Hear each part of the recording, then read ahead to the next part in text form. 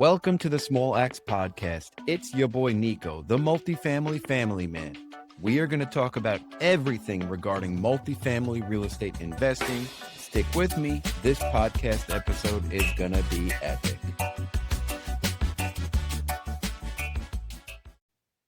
One thing that I've noticed over the years is that most investors don't really fail because they're not capable, but they fail because they quit too soon. Over the course of the past 6 years, that's when I really got involved heavily in this multifamily journey. I have noticed people falling off, people failing, people just not making it. And maybe they're looking at too few deals. Maybe they're just not making enough offers. Maybe getting ignored by some brokers kind of threw them off. And they just decide that real estate doesn't work. And so nobody picks up a guitar and is going to become great overnight. Nobody's going to be playing flamenco guitar, classic guitar, or any song the first time they touch a guitar. But after practice, after repetition, you can become a real musician. And for me as a surfer, I see this every single day when I'm giving lessons. Nobody paddles into their wave right away, and nobody stands up right away or looks good doing so. Nobody is a pro. It takes time. It takes effort. It really takes a lot of work. Real estate is no different. You have to put in the time. Just like boxing, guys, nobody walks into a boxing gym ready to spar with somebody who's been putting in the work. You're going to get punched in your face. You're going to get hurt. And in our world, in our lifestyle, in our culture, everybody just wants the photo finish. Everybody wants to buy apartment buildings. They want that passive income. They want financial freedom.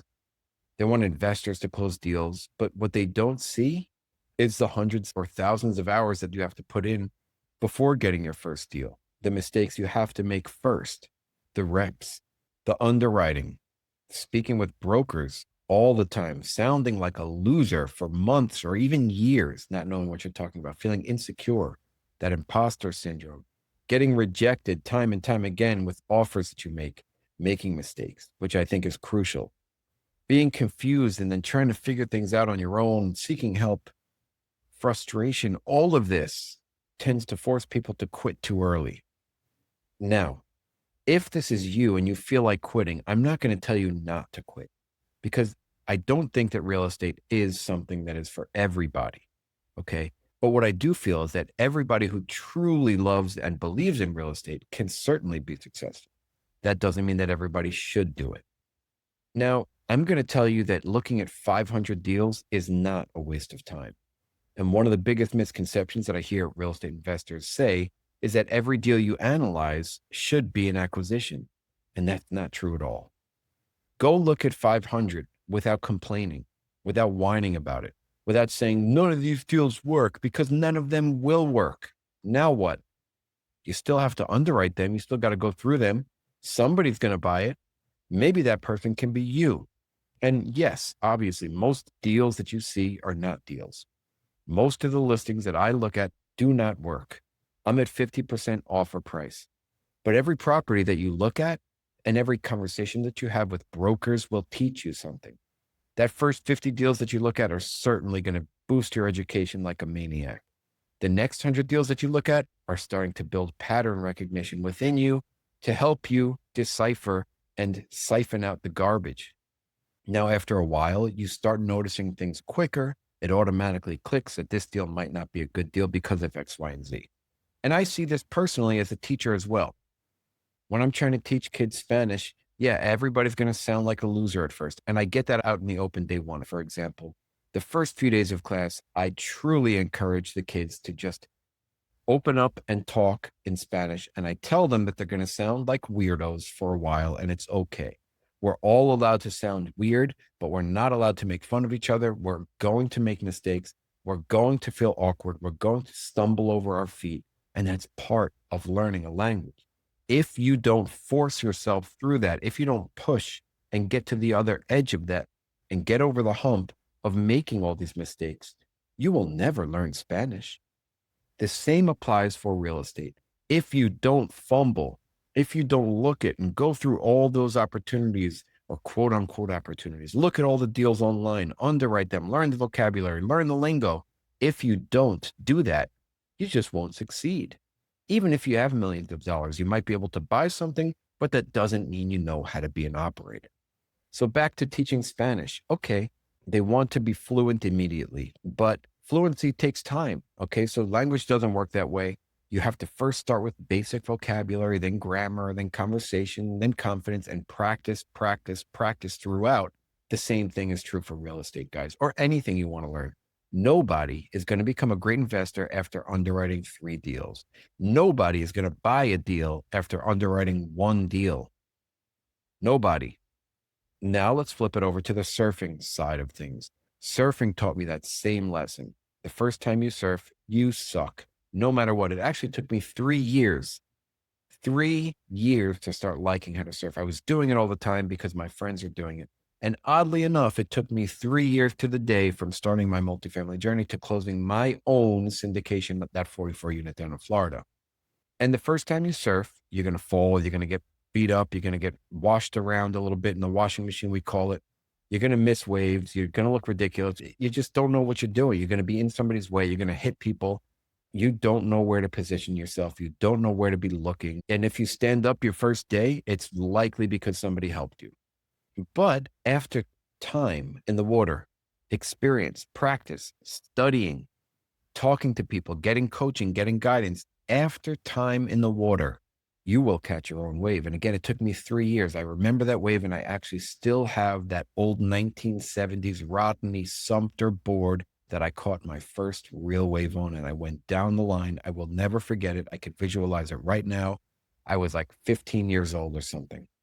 And one day you, with putting in the work, will catch the wave too. And not because you got lucky, but because you put in the reps. So real estate works the same way. Now, most people that I've seen quit during the ugly middle part of things. And the ugly middle is something like looking at deals every week. Okay. Nothing is penciling. Yep. Brokers are not calling you back. You're uncertain about the market at this point. Maybe you should switch locations, switch markets. Maybe you're worried about what's going on in the news. Maybe you've even made some offers that have gotten rejected. And your friends are like looking at you like you're wasting time. They're going out on Friday night and you can't because you're sitting at home underwriting, looking at deals that never, ever work out. So you start to question yourself. And that's where most people quit and give up.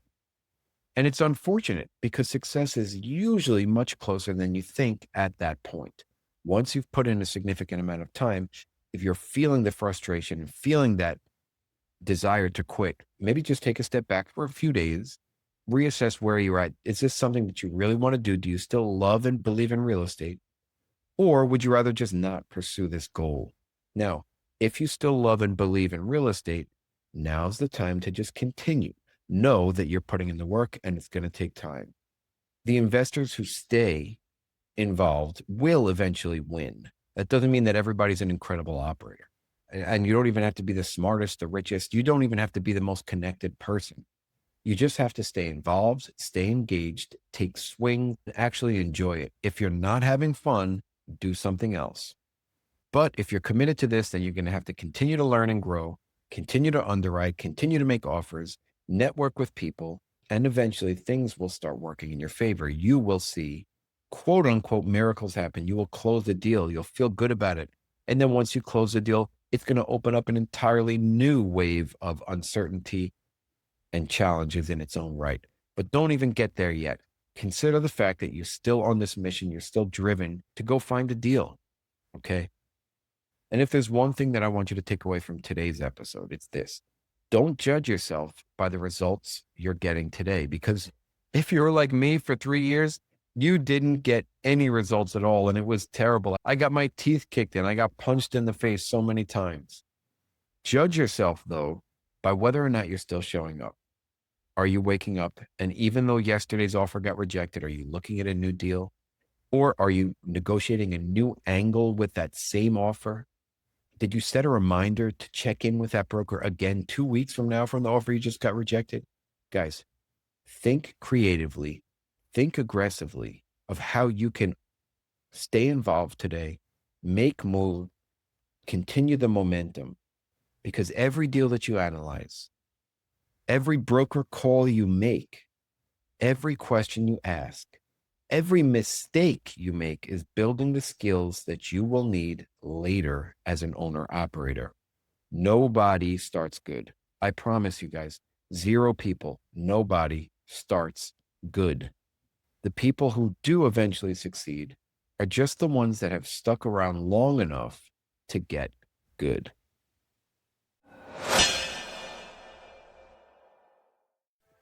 Thank you so much for joining me today on the Small Acts Podcast. Your attention truly means the world to me. Please leave a rating and write a review. Also, share this episode with somebody that you think could get value from it. Remember, it only takes a small act to build a lasting empire. So get out there and start building your own.